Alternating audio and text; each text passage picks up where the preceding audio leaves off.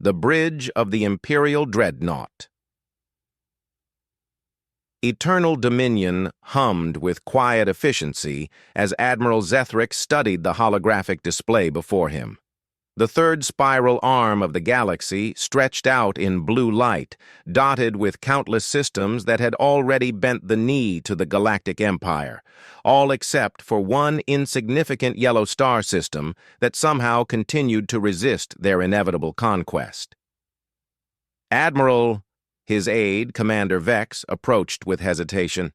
The intelligence reports on the third planet are concerning. Zethrix's four eyes narrowed as he turned his massive frame toward the smaller officer. Standing nearly 9 feet tall, with chitinous armor plating naturally grown from his exoskeleton, the Admiral was an imposing figure even among his own species. Concerning how, Commander? The inhabitants call themselves humans, sir. They appear to be a relatively young species, barely having achieved faster-than-light travel. But their response to our standard surrender demands has been— Vex paused, searching for the right words. Has been what? Zethrix demanded, his voice carrying the authority of someone who had conquered 47 star systems. They laughed at us, sir. Then they sent back a message consisting entirely of what their translation matrices indicate are profane insults directed at our ancestry, our intelligence, and our reproductive capabilities. A low growl rumbled from deep within Zethrix's throat. In his 3 centuries of military service, no species had ever responded to imperial might with mockery. Fear, yes. Desperate pleas for mercy, certainly. Strategic attempts at negotiation occasionally, but laughter? Never. Show me their military capabilities, he commanded. The holographic display shifted to show the human homeworld, a blue-green marble spinning peacefully in space. Red markers indicated military installations scattered across the surface and in orbital positions. Vex gestured to the data streams flowing alongside the image. Their technology appears primitive compared to ours, Admiral. They still use chemical propulsion for most of their spacecraft. Their weapons are primarily kinetic or low-energy plasma-based. They have no energy shields to speak of, and their armor technology is centuries behind our own. Zethrix studied the readouts with growing confidence. Population? Approximately 8 billion, sir, spread across 7 continents on their primary world, with small colonies on 2 other planets in their system. Military strength? Fragmented among multiple nation-states. No unified command structure. Their largest military forces belong to entities called the United States, China, and Russia. The United States appears to have the most advanced technology and training. The Admiral's mandibles clicked in what passed for amusement among his species. 8 billion primitives, with no unified defense and obsolete technology. This will be over before the next lunar cycle. What Admiral Zethrix couldn't know from his sterile intelligence reports and cold data streams, was that at that very moment, on a dusty training ground at Marine Corps Base Camp Pendleton, Staff Sergeant Marcus Ghost Rodriguez was putting a squad of fresh recruits through hell. "You think this is hard?" Rodriguez shouted as the young Marines crawled under razor wire while explosions detonated around them. "This is a Sunday picnic compared to what's waiting for you out there. When the enemy comes knocking, they won't care if you're tired. They won't care if you're scared. They won't care if you miss your mommy." Private Jenkins, barely 18 and still adjusting to the weight of his combat gear, struggled to keep up with the veteran Marines ahead of him. "How much further, Staff Sergeant? How much further?" Rodriguez's voice carried a mixture of disbelief and dark humor. "Son, we haven't even started yet. You want to know what further means?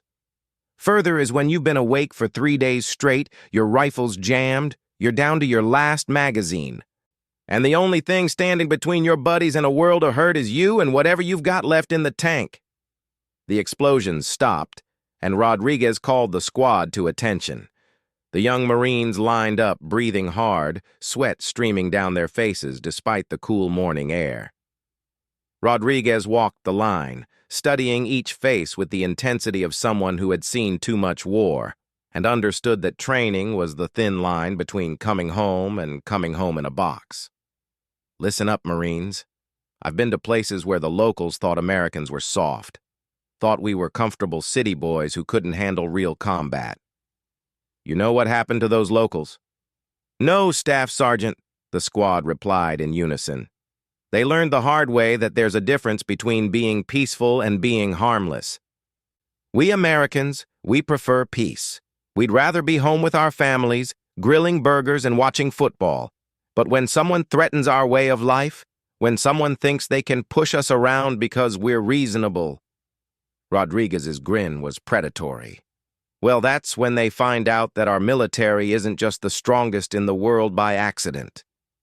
Private Chen raised her hand tentatively.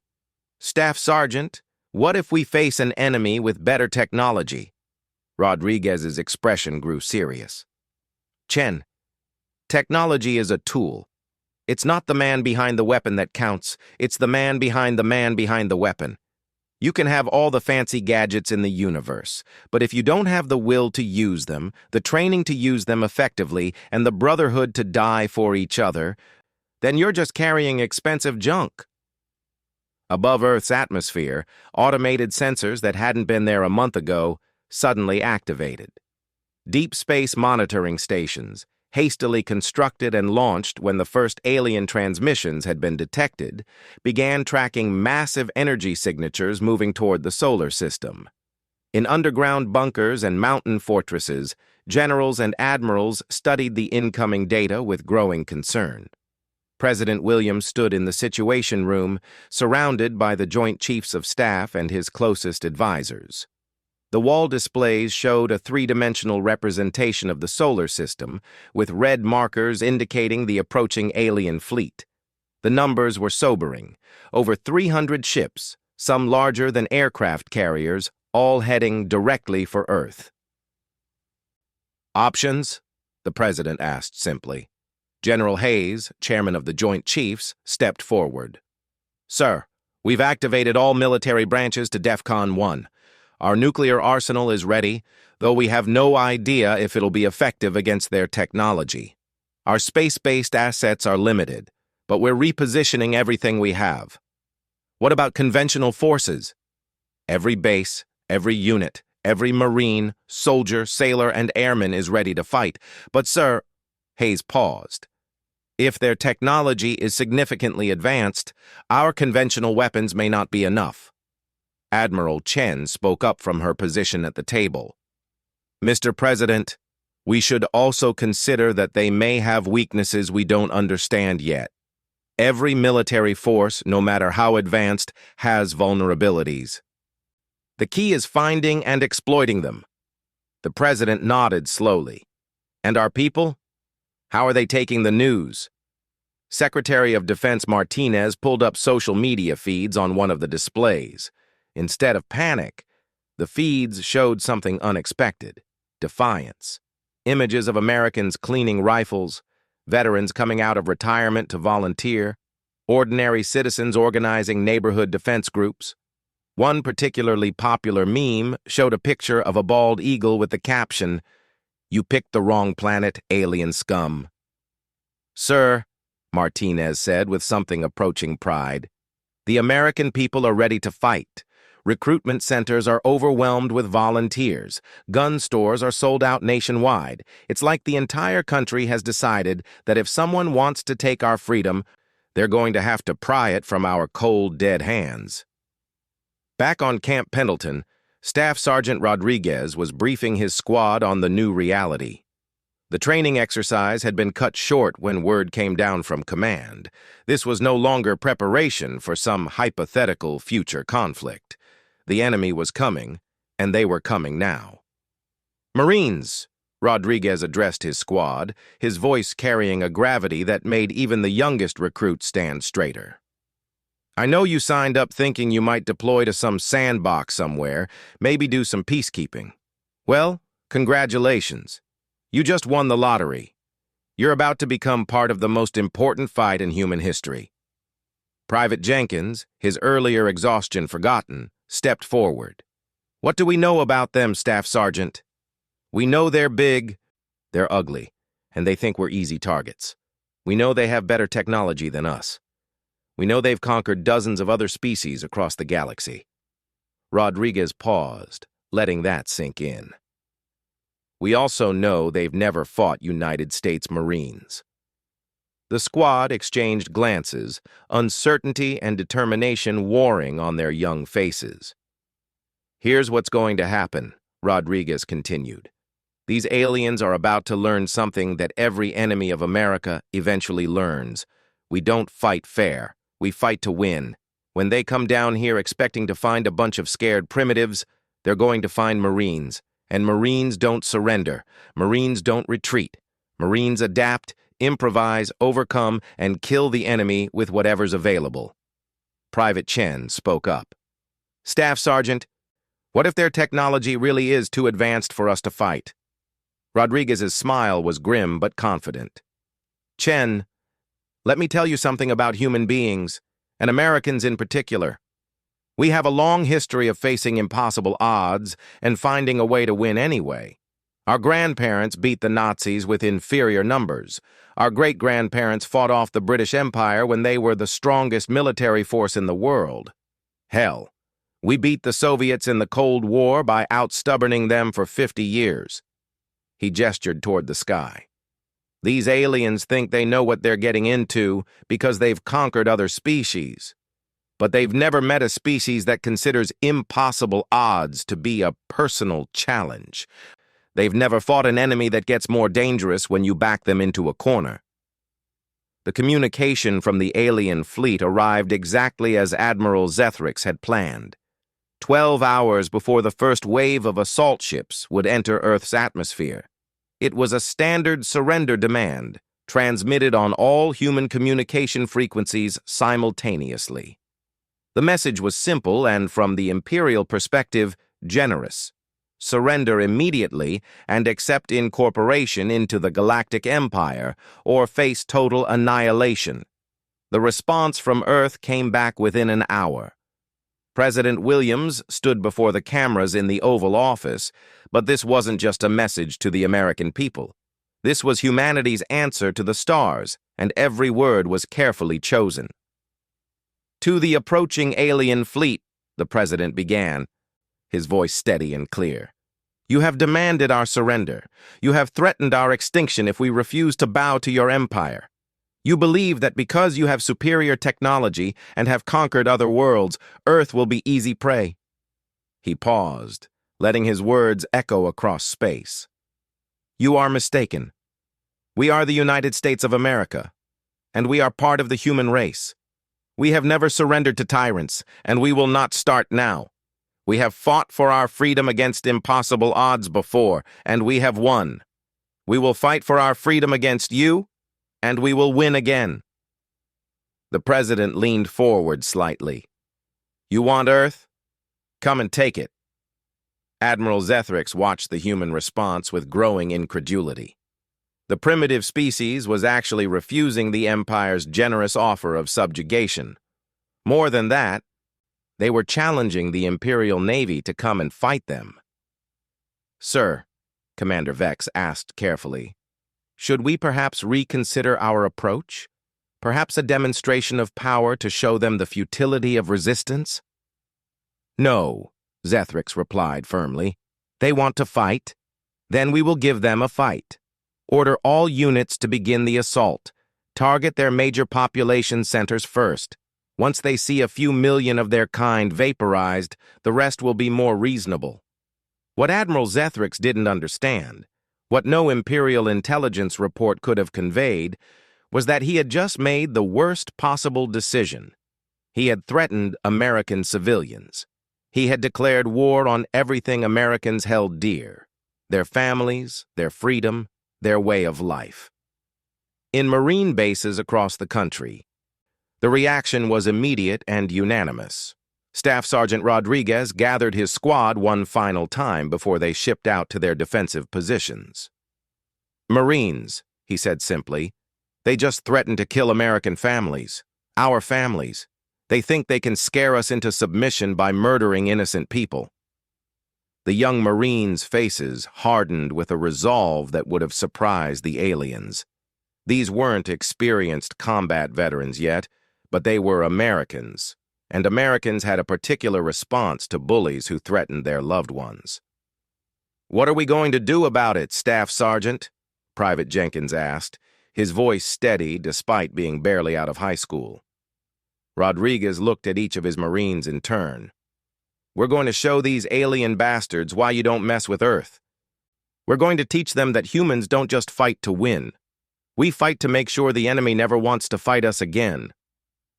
As the first alien ships began their descent toward Earth's atmosphere, they were about to encounter something the Galactic Empire had never faced before. United States Marines who had been told that aliens wanted to hurt American families. The Empire had won 47 previous conquests through superior technology and overwhelming force. They were about to discover that sometimes technology wasn't enough. Sometimes what mattered was the quality of the people holding the weapons. And Earth was defended by Marines who took threats to their homeland very, very personally. The war was about to begin, and the aliens had no idea what they had just awakened. The first alien dropships screamed through Earth's atmosphere like falling stars, their energy shields glowing white-hot as they cut through the air toward major population centers. Admiral Zethrix watched from his command ship as his forces deployed exactly as planned. Overwhelming force directed at civilian targets to break human morale, followed by occupation forces to establish Imperial control. What he saw through his tactical displays should have been routine. The humans scrambled their primitive aircraft to intercept, exactly as expected. Their surface-to-air missiles struck the dropship's shields and dissipated harmlessly, exactly as predicted. The first wave of Imperial shock troops landed in downtown Los Angeles, New York, and Washington, D.C., ready to demonstrate the futility of resistance to the local population. Then everything went wrong. Staff Sergeant Rodriguez crouched behind an overturned car 3 blocks from the White House, his rifle trained on the alien landing zone. Around him, his squad had taken positions with the kind of tactical awareness that separated Marines from regular soldiers. They'd been in position for 6 hours, waiting for the enemy to come to them. "Remember," Rodriguez whispered into his comm unit, "we've studied the intelligence reports. Their armor is strong against energy weapons, but it's not invulnerable to kinetic penetrators. Aim for the joints, the neck area, anywhere you see gaps in their plating." Private Jenkins, now looking far older than his 18 years, nodded grimly. "What about their weapons, Staff Sergeant?" "Their plasma rifles are nasty, but they have a charge time between shots. You see that blue glow building up, you move. Don't be where you were when they pull that trigger." The first Imperial shock trooper rounded the corner, and Rodriguez got his first good look at the enemy. The alien stood nearly 8 feet tall, covered in what looked like black metallic armor that seemed to shift and flow like liquid. Its weapon was sleek and alien, crackling with barely contained energy.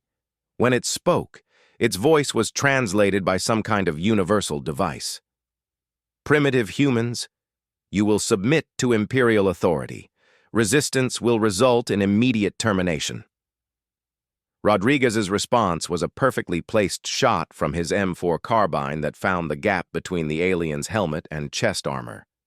The creature went down hard, its weapon clattering across the asphalt. The other Marines opened fire immediately, their bullets finding the weak points they'd been trained to target. "That's for threatening American families, you ugly bastard," Rodriguez muttered as he shifted position. The alien response was swift and brutal. Plasma fire erupted from their positions, melting concrete and steel where the Marines had been moments before. But the Marines weren't there anymore. They'd moved, using urban terrain the way their grandfathers had used Pacific Islands and Vietnamese jungles. From a window 3 stories up, Private Chen put 2 rounds into an alien's weapon hand, causing its plasma rifle to explode in a shower of sparks. From a rooftop across the street, Private Martinez used his sniper training to systematically eliminate alien communications equipment. Every shot was precise, calculated, and devastatingly effective. The aliens had superior technology, but they'd never fought an enemy that refused to stand still and trade shots. They'd never faced soldiers who used the environment as a weapon, who turned every piece of debris into cover and every building into a fortress. "Rodriguez, this is command," his radio crackled.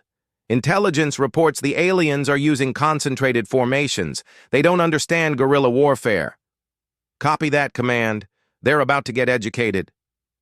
3 miles away, Captain Sarah Mitchell was learning that alien aircraft had the same vulnerability as any other aircraft. They could be brought down by a sufficiently motivated Marine with the right equipment. Her Stinger missile team had been tracking an alien fighter for the past 10 minutes, waiting for the perfect shot. "Target is locked," Corporal Davis reported. "Alien fighter bearing 270, altitude 1,500 feet. "Light it up," Mitchell ordered. The Stinger missile streaked skyward, its infrared seeker finding the alien craft's engine signature. The explosion lit up the night sky as the alien fighter spiraled into the Potomac River. "Splash one alien bird," Mitchell reported with satisfaction. "These things bleed just like everything else." But the real surprise for the Imperial forces came when they tried to use their standard terror tactics. Admiral Zethrix had ordered bombardment of civilian areas to break human morale, a strategy that had worked perfectly against every other species the Empire had conquered. The result was exactly the opposite of what he intended. In small towns across America, civilians didn't cower in fear. They grabbed their hunting rifles and headed for their local Marine recruiting stations. When they found those were already overwhelmed, they organized themselves.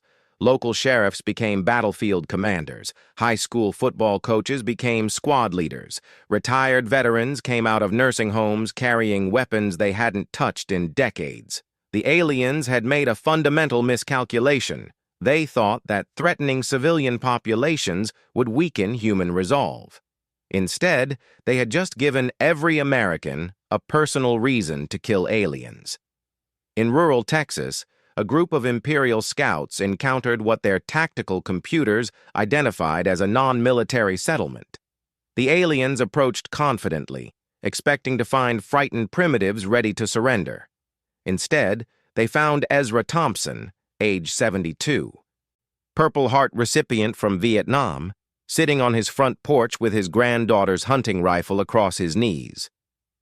"You boys picked the wrong planet," Ezra said conversationally as the aliens approached. "See, you might not understand this, but Americans have a particular way of dealing with bullies who threaten our grandchildren." The lead alien raised its weapon. "Human, you will comply with Imperial—" Ezra's first shot took the creature center mass, dropping it instantly. His second and third shots found the aliens behind it before they could react. Half a century of hunting experience had taught him to shoot fast and shoot straight, and aliens turned out to be easier targets than deer. "Sarah," he called to his granddaughter inside the house, "call your Uncle Mike. Tell him we got aliens on the property and to bring more ammunition." This scene was repeated thousands of times across America. The aliens had expected to face a professional military, and they were prepared for that. What they weren't prepared for was an entire population that considered alien invasion a personal insult requiring immediate violent response. Back in Washington, Rodriguez's squad had linked up with 3 other Marine units and was systematically dismantling the alien occupation force. The aliens had superior individual firepower, but they were learning that firepower without tactical flexibility was useless against an enemy that refused to fight fair. "Chen, Martinez, flank left. Johnson, Williams, take the high ground in that office building. Jenkins, you're with me. We're going straight up the middle." The plan was classically American, aggressive, slightly insane, and designed to confuse an enemy that expected logical, predictable tactics. the aliens were arranged in a perfect defensive formation that would have been impregnable against any conventional assault. Rodriguez wasn't planning a conventional assault. Marines, remember what we learned about these bastards. They're used to fighting other aliens who follow rules. We don't follow rules. We follow what works. The attack began with Chen and Martinez creating a massive distraction on the left flank, drawing alien fire and attention. While the enemy focused on the obvious threat, Johnson and Williams opened fire from above, targeting the aliens' heavy weapons. And while the enemy was trying to respond to threats from two directions, Rodriguez and Jenkins came straight through the middle with smoke grenades and pure aggression. The alien formation collapsed. They'd never fought an enemy that attacked from multiple directions simultaneously, never faced soldiers who used smoke and confusion as weapons, never encountered warriors who seemed to get more dangerous when outnumbered. Command, this is Rodriguez. Alien occupation force in Sector 7 has been neutralized. Repeat, we have cleared Sector 7. Outstanding work, Marines. Intelligence reports similar results nationwide. The alien ground forces are taking heavy casualties and falling back to their landing zones. Admiral Zethrix stared at his tactical displays in disbelief. The humans were winning.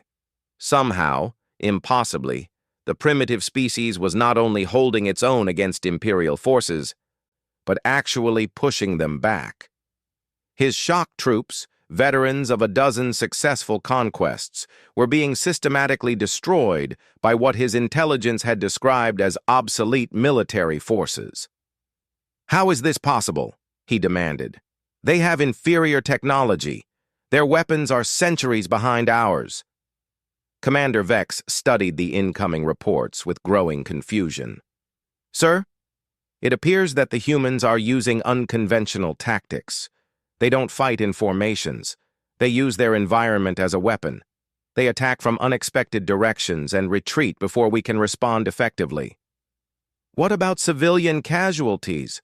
Surely the terror bombardment has broken their morale. No, sir. If anything, it appears to have strengthened their resolve. Civilian populations are actively supporting military operations. Their recruitment centers are overwhelmed with volunteers. Even their elderly and adolescent populations are engaging our forces. Zethrix's mandibles clicked in frustration. No species fights like this. When we demonstrate superior power, they submit. It's the natural order. Sir, Vex said carefully, perhaps these humans are not like other species. The Admiral was beginning to understand that, but he wasn't ready to admit defeat. Double the assault forces. Send in the heavy shock troops. Use the plasma artillery to level their defensive positions. What Zethrix didn't understand was that he was fighting an enemy that got more dangerous when threatened, not less dangerous. Every escalation on his part would be met with an escalation from humans who had spent their entire history fighting wars against seemingly impossible odds. On the ground, Rodriguez received new intelligence that made him smile for the first time since the invasion began. Marines, command reports that alien reinforcements are incoming, heavy assault units with improved armor and weapons. That's good news? Jenkins asked, checking his ammunition. That's great news, Jenkins. It means we're winning. If we weren't hurting them, they wouldn't need to send reinforcements. Chen looked up from her sniper scope. Staff Sergeant, what if their reinforcements are too tough for our current weapons? Rodriguez's grin was predatory. Chen, that's the beautiful thing about being a Marine. When the enemy adapts, we adapt faster. When they bring better armor, we find new ways to kill them. When they think they've got us figured out, we change the rules. He gestured toward the approaching alien dropships. Besides, these aliens have been conquering species that fight like aliens. Predictable, logical, following some kind of galactic rules of warfare. We're humans. We don't follow their rules. We make our own rules, and the #1 rule is, we win. The new wave of alien forces was indeed more heavily armed and armored. Their plasma weapons had longer range, and faster recharge times. Their armor could absorb hits that would have dropped the first wave of aliens. But they still had to breathe. They still had joints in their armor where cables and tubes connected critical systems. They still had weapons that could be damaged and communications equipment that could be destroyed. And most importantly, they were still fighting Marines who took threats to America very personally. Private Martinez, perched in a clock tower with a Barrett 50 caliber rifle, discovered that while alien armor could stop regular bullets, it couldn't stop a half-inch slug traveling at 3,000 feet per second. His first shot went through an alien's chest plate like it was made of paper. Private Chen learned that alien plasma weapons had a distinctive electrical signature that could be tracked even when the aliens tried to hide. Her counter-sniper skills, learned hunting insurgents in training simulations, worked just as well against 8-foot-tall armored aliens. And Rodriguez discovered that aliens, no matter how advanced their technology, still panicked when explosions started going off around them. A few well-placed grenades could break up even the most disciplined alien formation. Command, this is Rodriguez. The reinforcements aren't any smarter than the first wave. They're just better equipped. But equipment doesn't win wars. Marines win wars. Copy that, Rodriguez. Intelligence reports that alien forces are requesting additional support from their fleet. They appear to be confused by human tactics. Rodriguez looked around at his Marines, all of them dirty, tired, and absolutely determined to make the aliens regret ever hearing of Earth. Tell intelligence that the aliens haven't seen anything yet. We're just getting started. The invasion that was supposed to take hours was entering its second day, and the humans weren't just surviving, they were winning. Admiral Zethrix was about to learn that there was a significant difference between conquering species that surrendered when faced with superior technology and fighting species that considered superior technology to be just another challenge to overcome. The Marines were about to teach the Galactic Empire why humans had never been conquered and why threatening American families was the worst mistake the aliens could possibly have made. Admiral Zethrix stood in his command center, watching his invasion fall apart in real time. What should have been a simple conquest was turning into the worst military disaster in Imperial history. His ground forces were being systematically destroyed by primitives with obsolete weapons. His air support was being shot down by shoulder-fired missiles. His orbital bombardment was being countered by surface-to-space weapons the humans had apparently built in their garages. "Status report," he demanded, though he already knew it would be bad news. Commander Vex approached with obvious reluctance. "Sir, we've lost 60% of our ground forces. The humans refuse to engage in conventional warfare. They attack our supply lines, ambush our patrols, and disappear before we can respond. Our troops report that the entire human population appears to be actively hostile. What about the capital cities? Surely our demonstration of power has convinced their leadership to surrender?" "No, sir. Their leadership is still broadcasting defiance. Their president gave another speech this morning calling us galactic bullies who picked the wrong planet. Their military commanders are not only refusing to surrender, they're requesting permission to take the fight to our fleet." Zethrix's 4 eyes narrowed.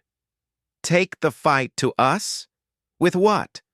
They don't even have functional space combat vessels." "Sir, intelligence reports that they're retrofitting civilian spacecraft with military weapons. They're also launching what appear to be improvised missiles toward our orbital positions." On the surface, Rodriguez's squad had received the mission that would either end the war or end their lives.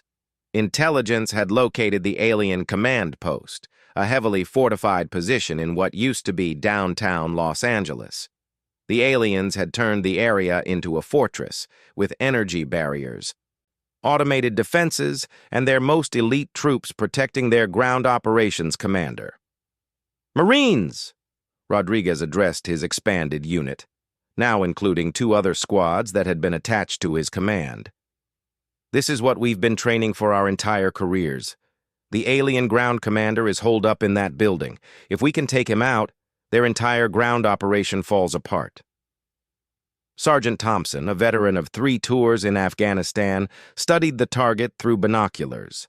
"Staff Sergeant, that position is heavily defended. Frontal assault would be suicide."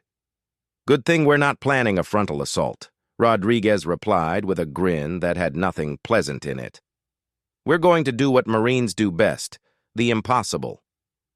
The plan was vintage American military thinking, complex, aggressive, and designed to hit the enemy where they least expected it. While Rodriguez's squad created a massive distraction by attacking the main gate, Thompson's squad would infiltrate through the sewer system.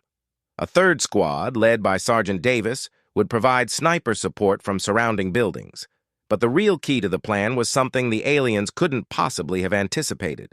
A retired Air Force pilot named Colonel Patricia Hawk Morrison, who had been flying crop dusters since leaving the service. She'd volunteered to perform the most dangerous part of the mission. "You sure about this, Colonel?" Rodriguez asked over the radio. "This isn't exactly a military aircraft." Morrison's laugh crackled through the comm. "Son, I've flown everything from F-16s to passenger jets. This old crop duster might not look like much, but she's about to deliver the most important payload in human history." The attack began at dawn with Rodriguez's squad launching a ferocious assault on the main gate. The aliens responded exactly as predicted, focusing their defensive fire on the obvious threat. Energy barriers flared to life, automated weapon systems activated, and alien reinforcements rushed to repel the human assault. While the aliens were distracted, Thompson's squad emerged from storm drains inside the compound perimeter. Their mission was simple: disable the power generators that maintained the alien energy barriers. "Charges set," Thompson reported. 30 seconds to boom." At the same time, Davis's snipers were systematically eliminating alien sentries and communication equipment. Their job was to ensure that when the main assault came, the aliens would be blind and unable to coordinate their defense. "All units, this is Hawk." Morrison's voice came through the radio with calm professionalism. "Beginning my approach. Rodriguez, you might want to take cover in about 60 seconds. The aliens never saw her coming. A crop duster flying low over urban terrain looked like debris from their orbital bombardment, nothing worth targeting with their sophisticated tracking systems. By the time they realized what was happening, Morrison was already over their command post. The payload she dropped wasn't sophisticated alien technology or advanced human weaponry. It was 2,000 pounds of agricultural fertilizer mixed with diesel fuel, the same combination that American farmers had been using to clear stumps for generations. The explosion was visible from orbit. "Direct hit," Rodriguez reported as the alien command post vanished in fire and smoke. "Building is down. Repeat, target is destroyed." The effect on alien forces was immediate and catastrophic. Without their ground commander to coordinate operations, the highly disciplined Imperial troops found themselves unable to adapt to human tactics. They'd been trained to follow orders from a central command structure, not to think independently in chaotic battlefield conditions. Rodriguez's Marines pressed their advantage ruthlessly. "All units, advance! Hit them while they're confused!" The battle that followed was brutal but brief. The aliens had superior individual equipment, but they'd lost their tactical coordination. Marines who had spent months training to fight as independent units tore apart alien forces that could only function as part of a larger formation. "Command, this is Rodriguez. Alien ground forces in the Los Angeles sector are surrendering. Repeat, we have alien prisoners requesting protection from human civilians." In orbit, Admiral Zethrix realized that his ground campaign had failed completely. The humans hadn't just defeated his invasion force. They'd made it clear that any alien setting foot on Earth would face the combined wrath of an entire species that considered the invasion a personal insult. "Admiral," Commander Vex reported with barely concealed panic, "we're detecting multiple launch signatures from the planet's surface. The humans are firing something at us." "Missiles? Their primitive technology can't reach our orbital altitude." Sir, they appear to be improvised weapons. Our sensors indicate civilian rockets with military warheads attached. They shouldn't be able to... The first human missile struck the Imperial cruiser. Vengeance amidships, its improvised nuclear warhead punching through shields that had been designed to stop sophisticated energy weapons, not crude atomic explosives. The ship broke apart in a brilliant flash that lit up Earth's night sky. "How is this possible?" Zethrix demanded. "Sir, intelligence reports that the humans have been retrofitting their civilian space program equipment with military weapons. They're launching nuclear weapons on rockets designed for planetary exploration." The humans were doing the impossible again. They were taking civilian technology and turning it into weapons of war with the kind of innovative desperation that only came from fighting for survival. NASA rockets became missile delivery systems. Commercial satellites became orbital weapons platforms. Even their space stations were being converted into strategic weapons. "Admiral, we have another problem," Vex reported. "The humans are broadcasting on all Imperial frequencies. They're talking to our troops." "What are they saying?" Vex hesitated. "They're explaining human military history, sir. They're telling our troops about human wars, human tactics, human determination. They're making it clear that this is just the beginning." On Earth, the broadcasts were being coordinated by the Pentagon's Psychological Warfare Division. The message was simple and terrifying. Earth was just getting started. "Attention, Imperial forces," the broadcast began in perfectly translated Galactic Standard. "You have attacked the wrong planet. Humans have been fighting wars for 10,000 years. We have fought each other. We have fought nature. We have fought impossible odds. We have never in our entire history surrendered to bullies."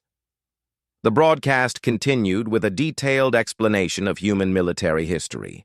The Battle of Thermopylae, where 300 Spartans held off an entire Persian army.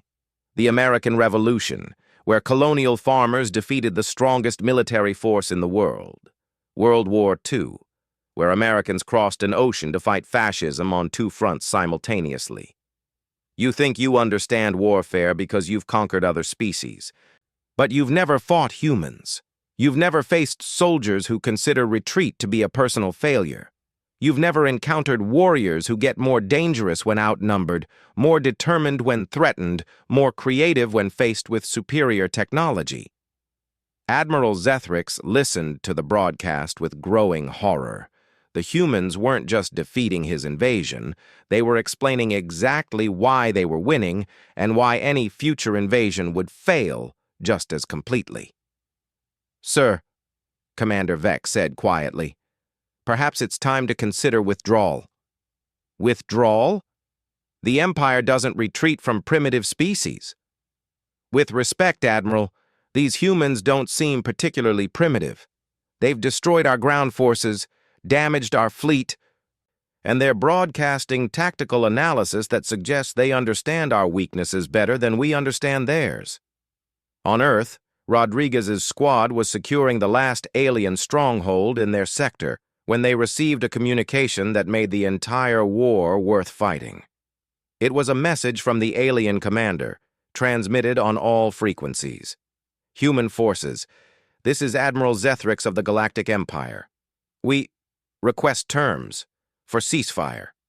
Rodriguez looked at his Marines, all of them dirty, exhausted, and absolutely victorious.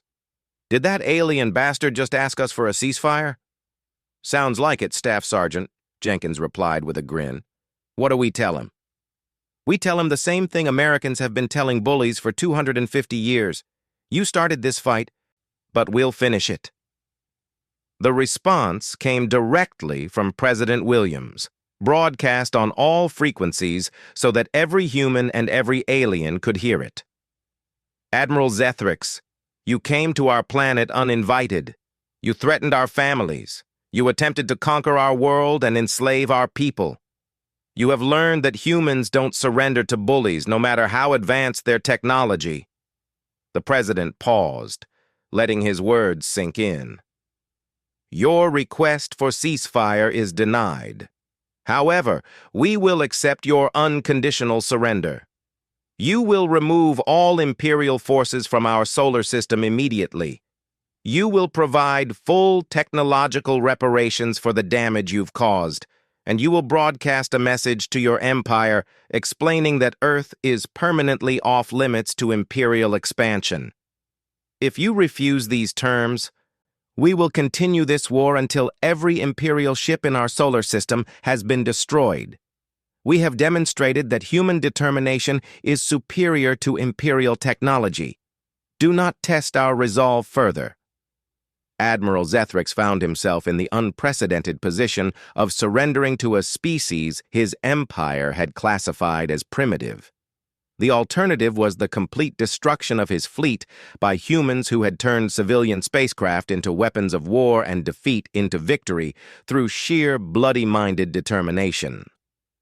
"Prepare the surrender message," he ordered with defeat heavy in his voice. The war that was supposed to last hours had lasted 4 days, and ended with the most powerful military force in the galaxy retreating from a single planet defended by Marines who took threats to their families very personally. But the real victory wasn't tactical or strategic. As news of humanity's triumph spread throughout the galaxy, other conquered species began to ask a simple question: if humans could defeat the Empire, why couldn't they? Rodriguez, now promoted to gunnery sergeant for his actions during the invasion, stood with his squad watching the alien fleet depart Earth's orbit. The sight of Imperial dreadnoughts fleeing from human-controlled space was something that would be remembered for generations. "Think they'll be back, Gunny?" Jenkins asked. Rodriguez smiled as he watched the last alien ship disappear into hyperspace. "They might try, but they'll remember what happened here. They'll remember that humans don't surrender. They'll remember that threatening American families is a really bad idea." He turned to his Marines. These young warriors who had helped save not just Earth, but potentially dozens of other worlds by proving that the Empire could be defeated. "Marines, you just participated in the most important battle in human history. You didn't just defend Earth. You announced to the entire galaxy that humans are not to be trifled with. You've guaranteed that our children and their children will grow up free because you were willing to fight for that freedom." As reports came in from across the galaxy of subject species rebelling against Imperial rule, it became clear that the Battle of Earth had changed everything. The Empire's reputation for invincibility was shattered. Species that had been conquered centuries ago were rising up, inspired by the example of humans who had refused to surrender. The Galactic Empire had come to Earth expecting to add another conquered species to their collection. Instead, they had awakened something they couldn't control: the human spirit of resistance, and the American tradition of responding to bullies with overwhelming violence. Earth was safe.